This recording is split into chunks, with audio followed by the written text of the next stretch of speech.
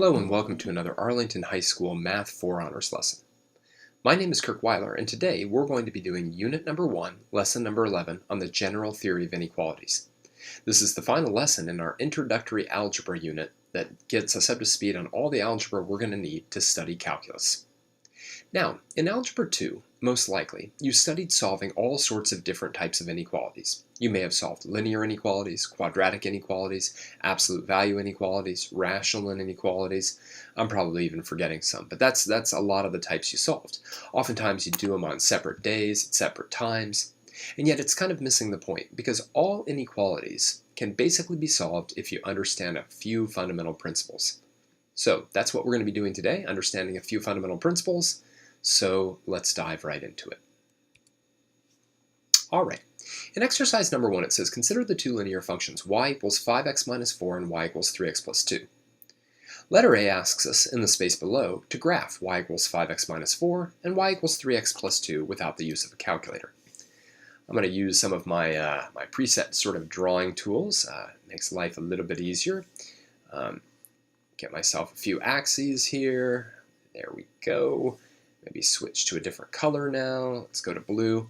So 5x minus 4, well, what do we know about that? We know it's a line that's got a negative y-intercept and a positive slope, right? And then 3x plus 2, well, that's a line that's got a positive slope, not quite as much of a positive slope, and it's got a positive y-intercept, right? So just really quick, right, we've got this guy, y equals 5x minus 4, and we've got this one, y equals 3x plus 2. All right. Letter B asks us to find the curve's intersection point, obviously that, algebraically, labeled it on the sketch you drew. Why don't you take a moment, pause the video, and find that intersection point. All right, well, let's go through it pretty quick. It should be pretty easy, right? We're going to take 5x minus 4 and set it equal to 3x plus 2. Subtract 3x from both sides. 2x minus 4 is equal to 2. 2x is equal to 6, and x is equal to 3. Also, we want our y-coordinate. We can substitute it into either one of the equations. 5 times 3 minus 4, that's 15 minus 4. And that's 11. Good check would be to plug it into the other equation, but I'll kind of do that mentally. So 3 comma 11. Now letter C says solve the following graphically. 5x minus 4 is less than 3x plus 2. 5x minus 4 is equal to 3x plus 2. And 5x minus 4 is greater than 3x plus 2. Now notice we're solving these graphically. All right, so maybe we'll just do that. 5x minus 4 is equal to 3x plus 2, and 5x minus 4 is greater than 3x plus 2. All right, well, what's interesting is that we could really say, and let me kind of stay in this color coding because I think it's helpful. We could really say that this is y1, and then we could say that this is y2. So really, what this problem is saying, or what this first one is saying, is find all the locations, all the x values, where y1 is less than y2. Well, think about that graphically, right? I mean, at this x value, let me go back to black. At this x value, that's true, right? The y value on this curve is less than the y value on that curve. In fact, anywhere over here, the blue curve is below the red curve. So for all values of x that are less than 3, this is true. We could also write that in what's known as interval notation that says every value of x from negative infinity up to 3, but not including the 3, not including the infinity. Remember, those parentheses on interval notation mean not including. Now this one's quite easy, the second one, right? 5x minus 4 equals 3x plus 2. We're just looking for where y1 is equal to y2, and that is clearly when x is equal to 3. And finally, no great surprise, 5x minus 4 is greater than 3x plus 2. Well, that happens everywhere out here. right? Because if I pick any x value out here and I go up, then clearly y1, right, is greater than y2. It's above it, right? And that's going to be true whenever x is greater than 3. Or, if you like interval notation, 3 up to infinity, again, not including the 3 or the infinity. All right. So what does this problem really illustrate, right? Because we could have solved any of those inequalities much quicker. Linear inequalities are very easy, but they stand alone in a certain sense. Here's my point, right? No matter what inequality we're trying to solve, the real key is the equality. You see, if I'm trying to figure out where one expression is greater than another expression, that really depends on where the two expressions are equal to each other. Equality is the cutoff between greater than or less than. Equality is the cutoff, all right?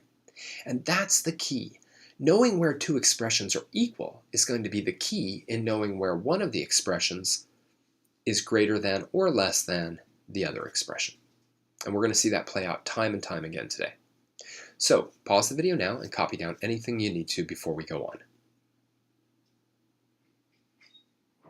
All right, I'm doing it. Here we go, clearing it out, scratching, and moving on. All right, exercise number 2. Solve the inequality 2x plus 3 times x minus 2 squared times x minus 5 is greater than or equal to 0. Illustrate your process in thinking. Do not solve graphically. All right, so I want to know where this expression, if you will, is greater than or equal to 0. But first, what I want to do is I want to figure out where that expression is equal to 0, all right? The only way that expression can change from being greater than 0 to less than 0 is where it's equal to 0, all right? Now, what's beautiful is this thing's already been factored, right? We have 2x plus 3 is equal to 0. Solve it. We get x equals negative 3 halves. We have x minus 2 squared is equal to 0, but if I take the square root of both sides, I just get x minus 2 is equal to 0, and x equals 2. And then obviously if I take x minus 5 and set it equal to 0, I get x equals 5. Those three locations are the only place where that expression can change from being below 0 to being above 0. So what I'm now going to do is I'm going to test them. I'm going to draw out a number line. I'm going to put negative 3 halves on. I'm going to put 2 on. And I'm going to put 5 on. And now I'm going to test that expression. Now I could just start cranking in values. Like for instance, let's take x equals 6. If I substitute into the first parentheses, I get a positive. If I substitute into the second parentheses, I get a positive, but then again I would always get a positive because that's being squared.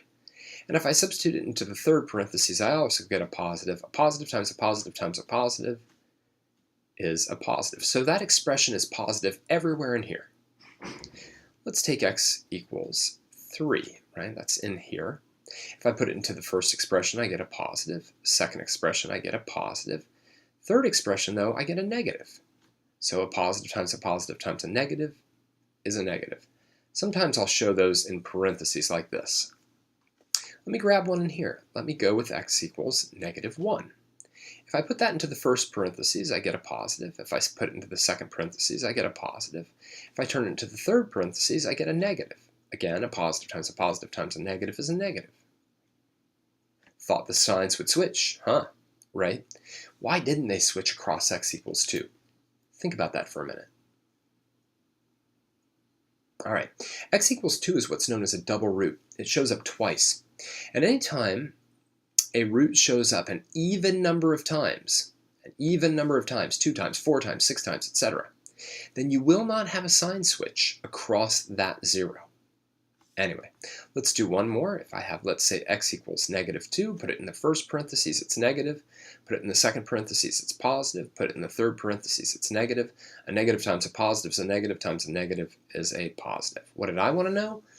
I wanted to know all values of x where this expression is greater than or equal to 0. Now it's equal to 0 here, here, and here. And it's greater than 0 in here, and over here. Now the number line's great, but it's not the answer, so let's do it. This interval is negative infinity to negative 3/2 union the number 2 union, whoops, oh I made a mistake, 5 to infinity. What's my mistake? My mistake was having a parenthesis here instead of a bracket. You see, the negative 3/2 is included in the solution set, so I should have a bracket there. I know this looks funny. Looks funny. If you want to stick with consistent notation, strangely enough, you could do that, and it would work just fine. All right, but yet again, the key here was not understanding that in order to figure out where that expression on the left-hand side was greater than 0, I had to first know where it was equal to 0. And then all I had to do was test values in between. All right, pause the video now, write down anything you need to, and then we're going to go on and do one with the square root in it. Okay, here we go. Let's do a square root inequality. Now there is a little something tricky about square root inequalities, but still I'd like to start the same thing. I want to know where this expression is greater than negative 2. So the first thing I'm going to figure out is where that expression is equal to negative 2. All right, so pause the video now and quickly solve for that. All right, let's go through it. Subtract 2, I'll get negative root x plus 5 is equal to negative 4. I can multiply both sides by negative 1 or not, take it or leave it, right? Then I'm going to square, get x plus 5 equals 16, and x equals 11. All right, now key, right? That is where the expression on the left-hand side is equal to negative 2. Then I draw a little number line, I'll put an 11 here. And now I want to test some values. All right, now I want to be good about testing values because, you know, this is going to be a little bit ugly. So I think actually testing x equals 4 is a good idea, right? Let me erase that. And let me test it right down here. X equals 4. Let's put 4 in here. We can't do a sign analysis like we did before, but I can do this. If I put 4 in for x, will the result be greater than negative 2? Well, here I'll get 2 minus root 9 is greater than negative 2. Here I'll have 2 minus 3 is greater than negative 2, and 1 is greater than negative 2. Now you might have to think a little bit about that, but that is generally true. This is a true statement. Let's test something out here that works nicely. Like 11 is good. Let's try 20. X equals 20, right? If I put 20 in, I'll get 2 minus the square root of 20 plus 5 is greater than negative 2. 2 minus the square root of 25 is greater than negative 2. 2 minus 5 is greater than negative 2. And negative 3 is greater than negative 2. That's false. Now, it seems like we're done. It seems like, oh, okay, yeah, all values of x where x is less than 11 are valid. The problem is that there are certain values of x out here, like, example, x equals negative 6, that don't work at all. I mean, think about it. If you put negative 6 in, you'd have 2 minus the square root of negative 6 plus 5 is greater than negative 2. Well, now we have a problem, right? Because now we're saying 2 minus the square root of negative 1 is greater than 2. Well, no, it's not. You can't even compare imaginary numbers to real numbers in terms of greater than or less than. So we can't do that. In fact, what we have to do is say, hey, you know, this thing naturally stops at negative 5, right? We cannot go any further to the left of negative 5. If we went even to negative 5.1, that expression would be undefined. But we can go all the way from negative 5 up to 11, not including the 11. So this is nice. This is one that I love writing in interval notation. That's a good way of writing the final solution set. Or negative 5 is less than or equal to x is less than 11. Right? And of course, the 11's not included because the 11 is where that expression's equal to negative 2. I want to just know where it's greater than negative 2. All right, pause the video now, write down anything you have to. Okay, I'm going to clear out the text, and let's keep going. Oh, hey, it's an exponential inequality. I bet you didn't do one of these last year. But then again, it's not that bad. I want to figure out where the exponential expression 9 to the x is less than or equal to 27 to the x plus 2. So the first thing I'm going to do is figure out where the expression 9 to the x is equal to 27 to the x plus 2. So pause the video now, take a moment, and solve that equation.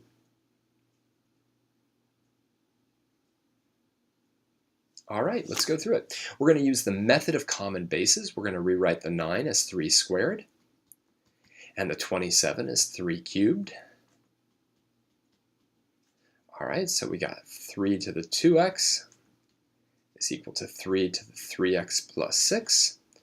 So 2x is 3x plus 6, negative x is 6, and x is negative 6. All right, so there's your dividing line, right? There's your dividing line. Maybe we should put something up. Let's put down a negative 6. All right, exponentials don't have any limitations on their domain. And now, we have to pick a value. Well, I think a value in here that might be helpful would be x equals 0, right? So I'll have 9 to the 0, right, less than or equal to 27 to the second. Is 1 less than or equal to 27 squared? You bet it is, right? So that inequality is true here. Now, in all likelihood, it's false out here, but that's actually a lot harder to check. You know, let's say I took x equals negative 7. With a calculator, you could certainly check it.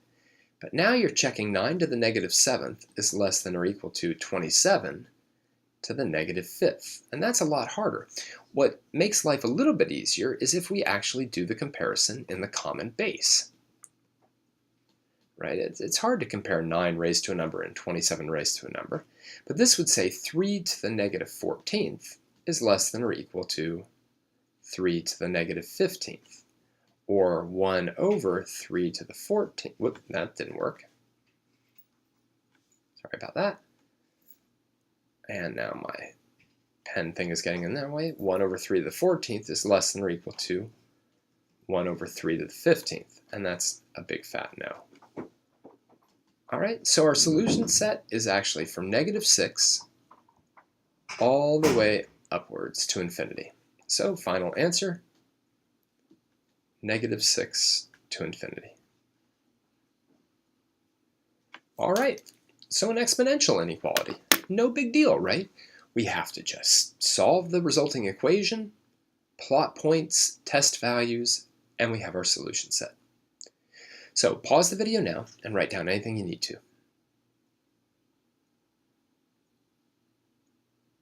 All right, let me clear out the text.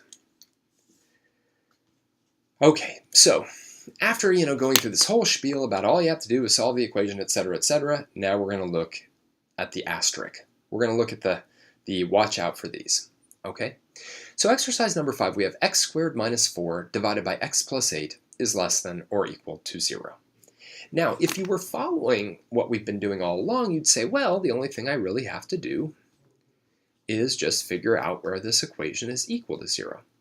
And then if you've been working with me the entire time, you'd say, well, since I have a fraction equal to 0, I'll only set the numerator equal to 0. And then clearly that's going to give us plus or minus 2. And then you plot them on a number line and you test. The problem is that an expression can also change value. So we can also change value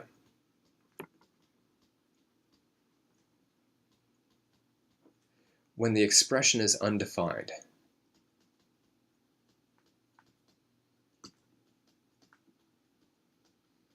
Especially if it's undefined at just sort of a single value of x, right? Unconnected values of x, all right? So we can also change sign when x is negative 8, right? So you have to really watch out for that. When you're solving inequalities involving rational expressions especially, so expressions with ratios or fractions in them, always account for where the numerator can be undefined, right? Where the denominator can be equal to 0, therefore giving us a fraction that's undefined. I'm sorry, I just said that horribly. It's not where the numerator is undefined. You always want to consider where the denominator is equal to 0. So now I draw out my number line. All right, and I have a -8 on there, -2 on there, +2. All right, and I think it's actually even helpful to have this thing in its factored form. X plus 2 divided by x minus 2 divided by x plus 8. Because look what I can do. Let's say I pick a number out here, like x equals -10. When I substitute it into the first parentheses, I get a negative. When I substitute it into the second, I get a negative. I don't get -1, I just get a negative. And when I substitute it into the denominator, I also get a negative. A negative times a negative is a positive, divided by negative is a negative. Then, if I take, let's say, x equals -5, right? I put it into x plus 2, I get a negative. I put it into x minus 2, I get a negative. I put it into the denominator, I get a positive. Well, that changes things. A negative times a negative is a positive, divided by a positive is a positive. All right, and here I love x equals 0 whenever I can use it. When I put 0 into the first parentheses, I get a positive. Second one, I get a negative. And third one, I get a positive. Positive times a negative is a negative, divided by a positive is a negative. And finally, if I choose, let's say, x equals 3, put it into the first parentheses, it's a positive. Put it into the second, it's a negative. Put it into the third, whoops. No, I'm sorry, it's a positive. 3 minus 2 is +1. And then I have a positive. Positives all around lead me to a positive. What am I looking at? Oh, I want to know where it's less than or equal to 0. Where it's definitely less than, let me go into red. It's definitely less than 0 in here. And it's certainly less than 0 in here. It's certainly equal to 0 here and here. But it is not equal to 0 at -8. In fact, it's undefined at -8. All right, now you can imagine the kind of error that results when you consider the plus and -2, but when you forget about the -8, then this is going to be a completely different analysis. Anyway, let's write it out. What do we have? We have all values of x from -∞ up to -8. That was fun to write. Look that the -8 is not included.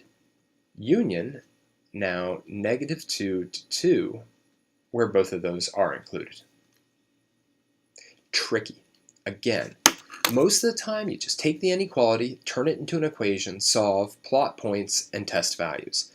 With rational inequalities, though, you have to not only solve the equation, but you also have to consider where the denominator is equal to 0. All right, pause the video now, write down anything you need to.